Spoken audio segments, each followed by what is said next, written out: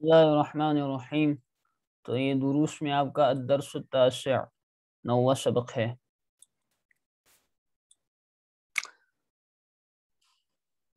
یہ دروس کے اندر دروس اللغة العربیہ، تو اس میں کیا ہے تو اس کو آپ لوگ دیکھ لیجئے انڈیکس میں۔ ایک تو ہے اس میں آپ کو سکھائیں گے مراجعۃ الفعل الماضی وضمائر النصب المتصلہ، پھر سے جو ہے فعل ماضی اور ضمائر منصوب متصلہ کے بارے میں ریوائز ان کا کریں گے۔ علامت النصب فی جمع المؤنث السالم، جمع مؤنث سالم جو ہے اس میں علامت نصب کیا ہوتی ہے وہ بتائیں گے۔ فعل تعجب بتائیں گے، فعل تعجب کیا ہے۔ اسی طرح نداء المضافی، مضاف کو جب منادہ بناتے ہیں تو کیا ہوتا ہے۔ دخول حمزۃ استفہام علی المحلی بال، حمزہ استفہام کا داخل کرنا ایسے لفظ پر جس میں الف لام آیا ہو۔ حذف الف ما الاستفہامیہ عند الترکیب، ما استفہامیہ کا مرکب کے وقت اس میں سے الف کو جو ہے حذف کر دینا۔ الاسماء الموصولہ، کچھ اسماء ہیں ہمارے پاس جنہیں ہم اسماء موصولہ کہتے ہیں جو ملانے کا کام کرتے ہیں، وہ اس لیسن میں ہمیں یہ بتائیں گے اس بارے میں۔ تو آج ہم اس کا متن پڑھتے ہیں۔ اس کا متن خاصا طویل ہے، تو آج مجھے لگتا ہے کہ متن صرف ہو پائے گا، تو دیکھ لیجئے۔ دخل المدرس الفصل، مدرس کلاس میں داخل ہوا۔ ووجد فیہ، اور اس نے پایا اس میں 15 طالبا فقط، صرف 15 طالب علموں کو، مدرس نے کلاس میں 15 طالب علموں کو پایا۔ تو یہ پچھلے لیسنوں کا بھی اس میں ریویژن آپ کو کروا رہے ہیں عدد وغیرہ کے اعتبار سے۔ تو 15 طالبا، طالبا یہاں پر مذکر آپ کا جو ہے معدود آ رہا ہے، تو لہذا 15 یہ آپ کا عدد مرکب ہے نا۔ تو اس میں لیکن پہلا والا جز یہ اس معدود کے اعتبار سے مؤنث، کیونکہ برعکس ہوتا ہے، اور 10 اسی کے اعتبار سے مذکر۔ اس میں صرف 15 طالب علموں کو پایا، فقط کے معنی صرف، بس، only۔ فقال لهم، تو مدرس نے ان سے کہا، اپنے طلاب سے، اسٹوڈنٹ سے، این الطلاب الجدد الخمسۃ الذین جاؤوا امس، کہاں ہیں وہ طالب علم جو نئے ہیں، وہ نئے طالب علم 5، الخمسۃ 5، اصل میں ہے الطلاب الخمسۃ الجدد، 5 نئے طالب علم کہاں ہے، وہ 5 نئے طالب علم کہاں ہے، الذین جو، جاؤ آئے، امس کل، وہ 5 نئے طالب علم کہاں ہے جو کل آئے۔ قال عبداللہ، عبداللہ نے کہا، حضروا اليوم، وہ سب حاضر ہوئے تھے، اليوم آج، اليوم یہ مفعول بن رہا ہے، مفعول فیہ، جسے آپ ظرف بھی کہتے ہیں، اور ظرف آپ کا منصوب ہوتا ہے، اسی لیے آپ یہاں پر دیکھ رہے ہیں کہ یہ منصوب ہے۔ وَخَرَجُوا قَبْلَ قَلِيلٍ، اور وہ سب کچھ دیر پہلے نکل گئے، چند لمحے پہلے یا کچھ دیر پہلے نکل گئے، ٹھیک۔ یہ عبداللہ کہہ رہا ہے۔ اظن، ظن یظن سے ہے متکلم کا صیغہ، اظن میرا گمان ہے، انہم ذہبوا الی المدیر، کہ وہ سب گئے ہیں مدیر کے پاس، پرنسپل کے پاس۔ رجع الطلاب الخمسۃ بعد قلیل، قاعدے ہم آپ کو تمرین میں ہی بتاتے ہیں نا، تو یہاں پر صرف عبارت ہوگی اور ترجمہ۔ رجع الطلاب الخمسۃ بعد قلیل، وہ 5 طالب علم لوٹے، بعد قلیل چند دیر کچھ دیر بعد، تو بعد بھی یہاں پر جو ہے یہ ظرف ہے اسی لیے منصوب ہے، اور یہ اس کے بعد اگر کوئی لفظ آئے تو یہ بطور مضاف کے استعمال ہوگا، لیکن منصوب ہی ہوگا ظرف کی بنا پر، اور اس کے بعد والا لفظ جو ہے وہ مضاف الیہ ہونے کی وجہ سے ترکیب میں کیا کہتے ہیں وہ مجرور ہوگا، اس لیے قلیلن آپ دیکھ رہے ہیں کہ وہ مجرور ہے۔ فقال لهم المدرس، تو ان سے مدرس نے کہا اِلَى الْمُدِيرِ ذَهَبْتُمْ يَا أَبْنَائِي، اِلَى الْمُدِيرِ، کیا مدیر کے پاس گئے تھے تم سب اے میرے بیٹو؟ قالوا نعم، بیٹا تم سب مدیر کے پاس گئے تھے، یعنی پرنسپل کے پاس، پرنسپل صاحب کے پاس گئے تھے۔ قالوا نعم، انہوں نے کہا جی ہاں، جی۔ ذهبنا الیہ، ہم ان کے پاس گئے تھے، لأننا، اس لیے کہ ہم نے، ما وجدنا، نہیں پایا، اس لیے کہ ہم نے نہیں پایا، لأننا ما وجدنا، وجد یجید سے ہے یہ، وجدنا ہے نا، وجد کے معنی پانا، اور وجدنا ہم نے پایا، ما یہاں پر نافیہ ہے نہیں کے معنی میں، نہیں پایا ہم نے، ما وجدنا نہیں پایا ہم نے، اسماءنا اپنے نام، فی القائمتی، قائمہ رجسٹر،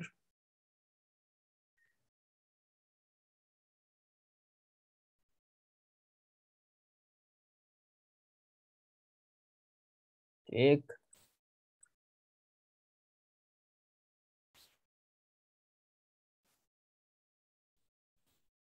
لأننا ما وجدنا اسماءنا فی القائمتی۔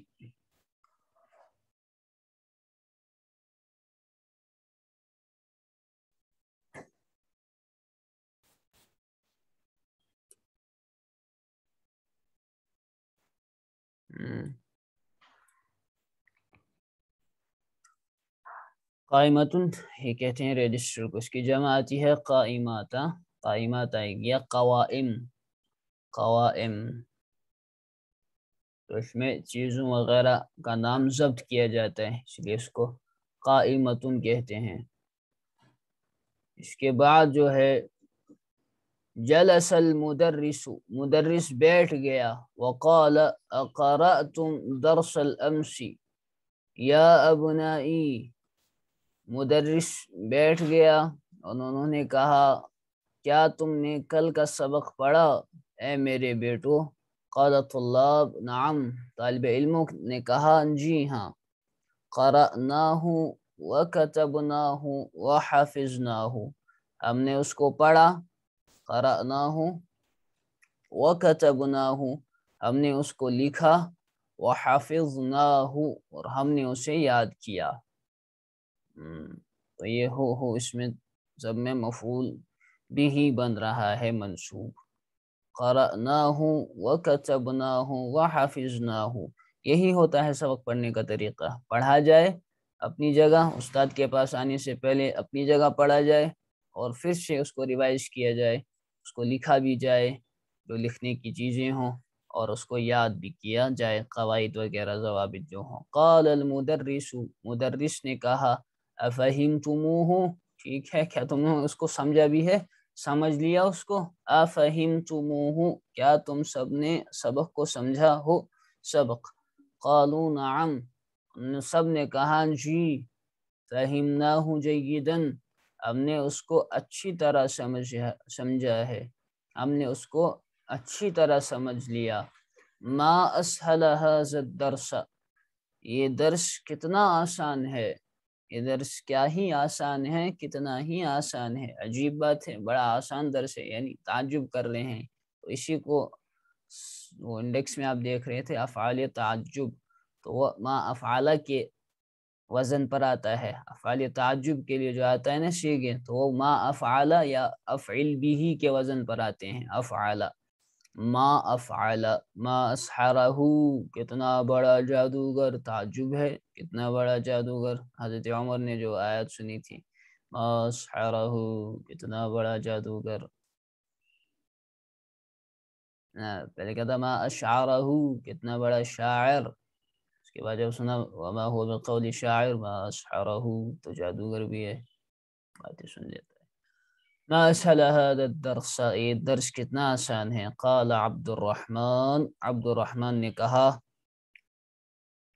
انا ما فهمت فيه 3 کلمات، ما فهمت میں نے نہیں سمجھا، فيه اس درس میں 3 کلمات 3 کلمات 3 الفاظ میں نے استاد اس میں سمجھے نہیں۔ قال المدرس، تو استاد سے کہنا چاہیے کہ جو سمجھ میں نہ آئے تو وہ استاد سے بتلانا چاہیے تاکہ وہ سمجھا سکے۔ قال المدرس، مدرس نے کہا ما ہی، وہ کیا ہیں، وہ کلمات کیا ہیں۔ قال عبد الرحمن نے کہا قرأنا فی الدرس هذه الجملة، ہم نے درس میں پڑھا هذه الجملة، یہ جملہ، وہ جملہ کیا ہے، عاد جدی من الخرطوم، عاد جدی من الخرطوم۔ چلو اس کا میں ترجمہ نہیں کرتا، اس کا خود ہی مدرس ترجمہ کریں گے۔ تو عاد جدی من الخرطوم، آپ کو تو پتا ہوگا عادہ کیا ہوتا ہے، جدی کیا ہوتا ہے، اور خرطوم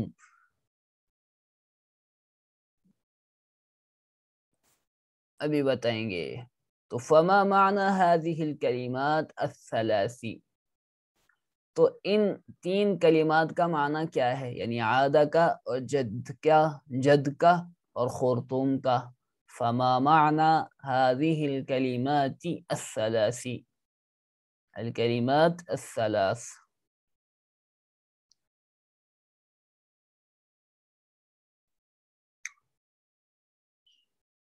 تو معنی هذه الکلمات، یہ هذه کا بدل ہے، الکلمات اسی لیے مجرور ہے، الثلاثی۔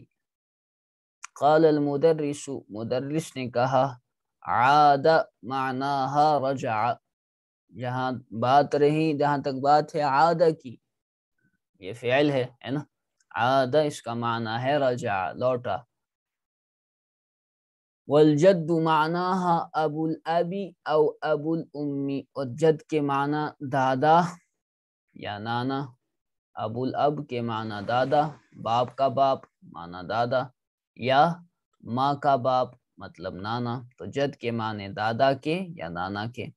والخرطوم عاصمۃ السودان، خرطوم جو ہے وہ سودان کی راجدھانی ہے، عاصمہ کیپٹل، راجدھانی،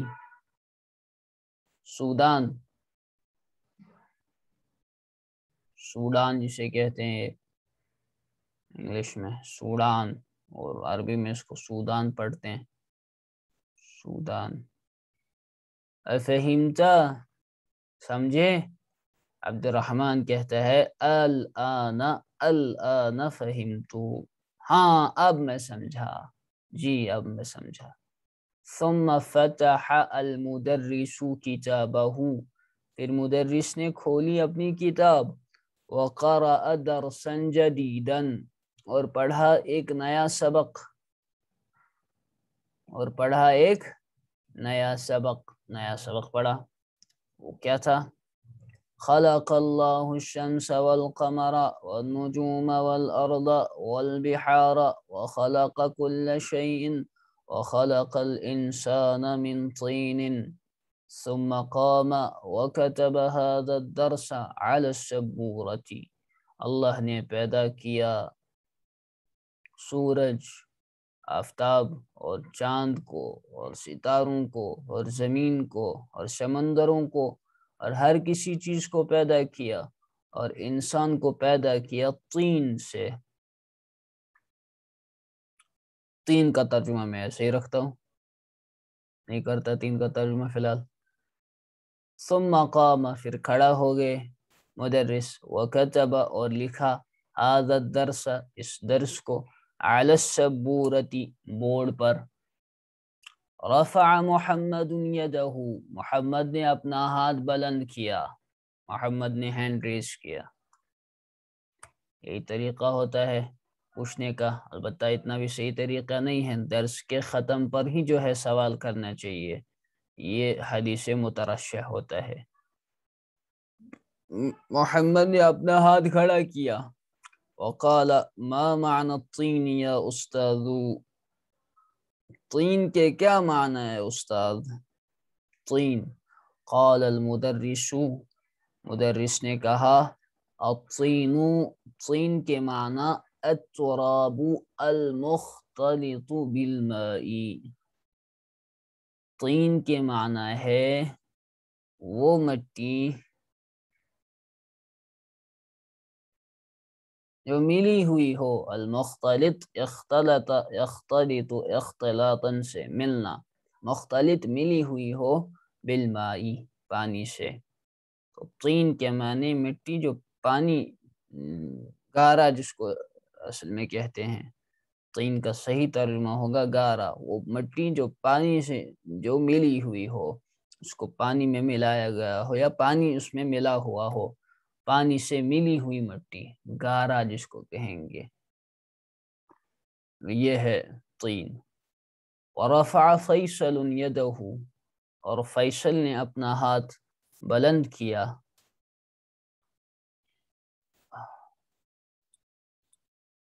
ورفع فیصل یدہ، اور فیصل نے اپنا ہاتھ بلند کیا، اور فیصل نے کیا کہا؟ فیصل کہہ رہا ہے عندک، فقال له المدرس، تو مدرس نے اس سے کہا عندک سؤال یا فیصل، کیا تمہیں کوئی سوال کرنا ہے؟ کیا تمہارے نزدیک کوئی سوال ہے؟ عندک سؤال، do you have any question، ہے نا؟ عندک سؤال کا معنی ہے do you have any question، کیا تمہارے پاس کوئی سوال ہے، یعنی تمہیں کوئی سوال کرنا ہے۔ قال فیصل نعم، فیصل نے کہا جی، عندی سؤال، میرے پاس ایک سوال ہے، I have a question۔ البحار جمع البحر، بحار یہ آل بحار ہے، آل بحار، البحار، یہ دراصل آل بحار یہاں پر ہے، یہ البحار ہے نا؟ اس سے پہلے جو ہے حمزہ استفہامیہ ہے، ایک قاعدہ یہ سکھائیں گے، یہ نیا قاعدہ اس میں، یعنی حمزہ استفہامیہ اس کے بعد حمزۃ الوصل آ جائے تو ان دونوں کو ملانا ہے، تو یہ مد کی شکل میں اس کو لکھیں گے ایسے، یہ جو یہاں پر آپ نشان دیکھ رہے ہیں یہ والا الف کے اوپر، یہ مد کی علامت ہے، ایسے مد جو لکھتے ہیں ہم۔ تو آل بحار جمع البحری، تو آل بحار ہے یہ، تو جیسے قرآن پاک میں ہے آل آنا، آل آنا وقد عصیت من قبل وکنت من المفسدین، فرعون سے اللہ رب العزت کہہ رہے ہیں آل آنا، تو وہ کیا ہے آل آنا، آپ نے دیکھا ہوگا وہ الف نا، وہ مد ان سے، وہ مد لازم والی، ایسے وہ مد ہوتی ہے، مجھے یاد نہیں ہے مد کیسے لکھی جاتی ہے، آل آنا وہ کیا ہے، وہ آل آنا وہاں پر اصل میں الآنا ہے نا، الآنا آپ نے بہت بار پڑھا ہوگا، اس وقت الآنا، ناؤ، الآنا، تو یہ الآنا ہے، حمزہ استفہامیہ اس کے بعد یہ الآنا، الآنا، تو الآنا، تو اس کو دیکھ کے پڑھنا مشکل تھا، تو اس کی آسانی کے لیے ان دونوں کو ملا دیتے ہیں، تو ہم مد کر دیتے ہیں، تو آنا وقد عصیت من قبل وکنت من المفسدین، تو اسی طرح یہاں پر آل بحار، کیا بحار جمع البحری، بحر کی جمع ہے، قال المدرس نعم جی، ہوا کذالک، وہ ایسا ہی ہے، یعنی بحر، یعنی بحار وہ جمع ہے بحر ان کی۔ قام الحسن، حسن کھڑا ہو گیا، وقال ما جمع السماء یا استاد، سما کی جمع کیا ہے اے استاد محترم، اے استاد سما کی جمع کیا ہے؟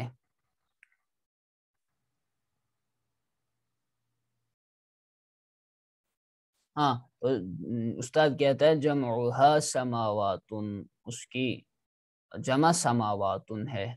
ثم سأل المدرس الطلاب عدة أسئلة، پھر پوچھے مدرس نے طلاب سے عدتا کے معنی مینی یا چند سوال، عدتا چند سوال، some questions، عدة أسئلة.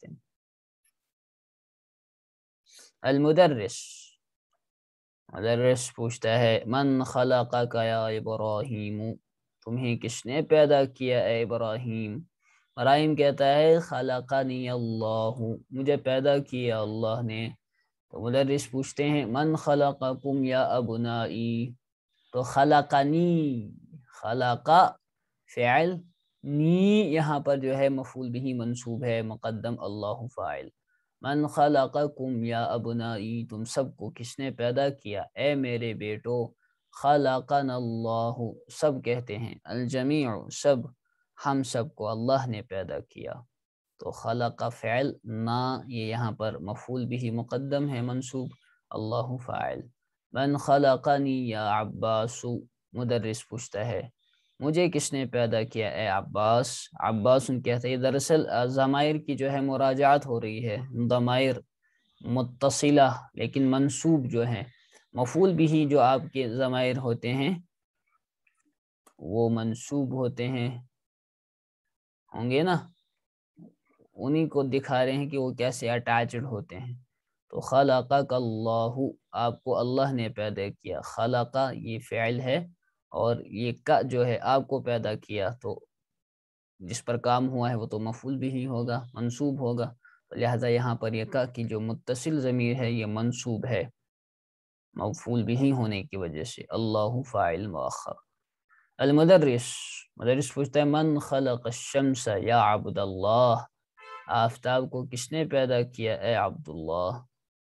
عبداللہ کہتا ہے خلقہ اللہ، اس کو پیدا کیا اللہ نے. شمس کس مؤنث سماعی ہے لہذا ہا کی ضمیر استعمال کی. ومن خلق القمر یا عبد الرحمن، اور چاند کو کس نے پیدا کیا اے عبد الرحمن؟ عبد الرحمن کہتا ہے خلقہ اللہ، اس کو اللہ نے پیدا کیا. اس میں بھی وہی خلق فعل ہو جو ہے اس میں خلقہ اللہ ہو جو اس میں مفعول بھی منصوب مقدم، اللہ فاعل مؤخر. مدرس پوچھتا ہے ومن خلق النجوم یا احمد، ستاروں کو کس نے پیدا کیا اے احمد؟ احمد کہتا ہے خلقہ اللہ، ان سب کو اللہ رب العزت نے پیدا کیا.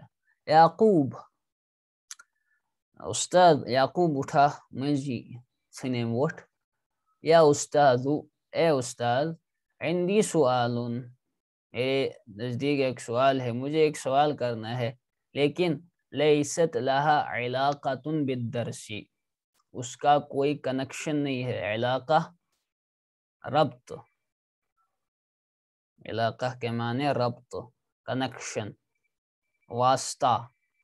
درس کے ساتھ اس کا کوئی ربط نہیں ہے، یعنی وہ غیر مربوط سوال ہے، غیر یعنی سبق سے اس کا تعلق نہیں ہے، سبق سے اس کا تعلق، علاقہ تعلق نہیں ہے، تعلق نہیں ہے.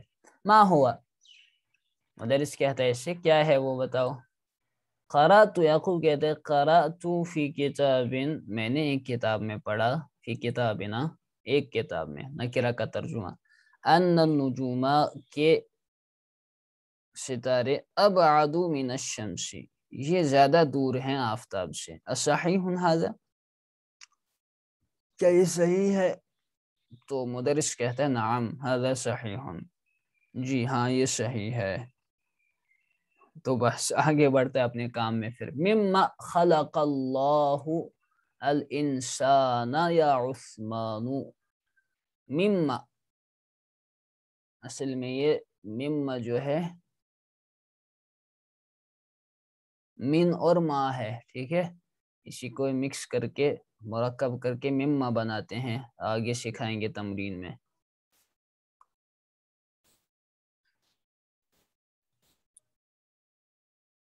اوہو تو لمبا ہے بہت.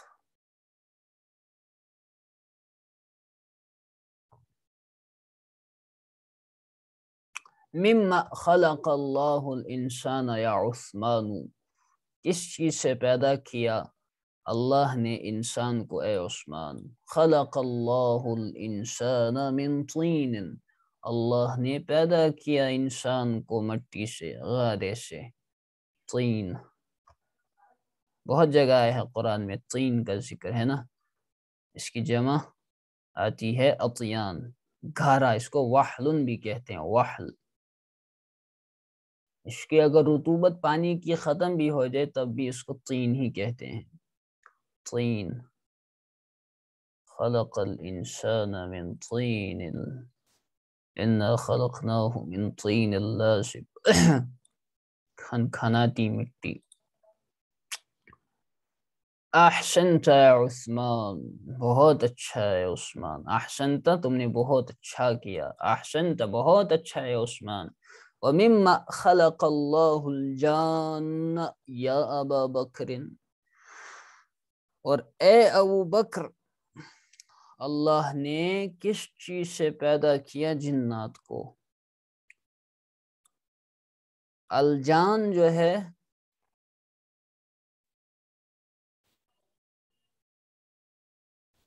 اس میں تفسیریں ہیں کچھ، ایک کہتے ہیں جان تو آدم علیہ السلام ہمارے ابا جان ہیں، ابو جی ہیں ہمارے، تو ان کو مٹی سے پیدا کیا گیا، اسی نسبت سے ہمیں بھی کہا جاتا ہے کہ ہمیں مٹی سے پیدا کیا گیا، حالانکہ ہم جو ہے خود مٹی سے تو پیدا نہیں نہ ہوئے، وہ تو آدم پیدا ہوئے ہیں علیہ السلام، ہم تو نطفے سے بنتے ہیں۔ تو اصل کو کیا کہتے ہیں مد نظر رکھ کر کہا جاتا ہے کہ انسان کو مٹی سے پیدا کیا گیا۔ اسی طرح یہ جان جو ہے یہ ابو الجن ہے، جنات کا ابو سب سے پہلا والا، تو اس کو جو ہے یہ اس سے پیدا کیا گیا، لیکن جان جو ہے یہ اسم ہے تو جن کے معنی میں۔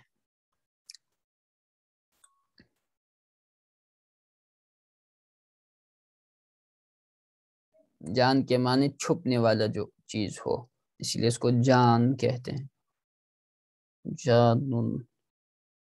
اسی طرح جانن ایک قسم کا جو ہے وہ کیا کہتے ہیں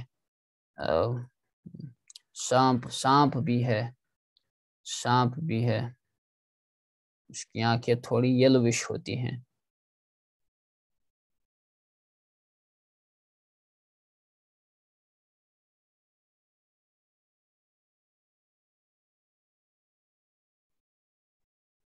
جان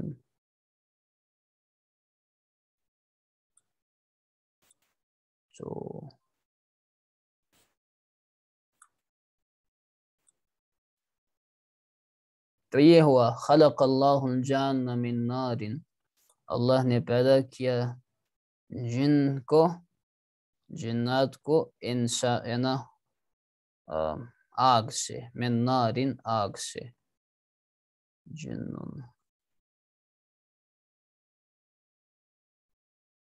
لفظ جن جو ہے یہ خود جمع ہے جنی جن کی، جن، تو پھر جنتن اس کی جمع آتی ہے اور مزید جنتن من الجنت والناس، اسی طرح ہاں۔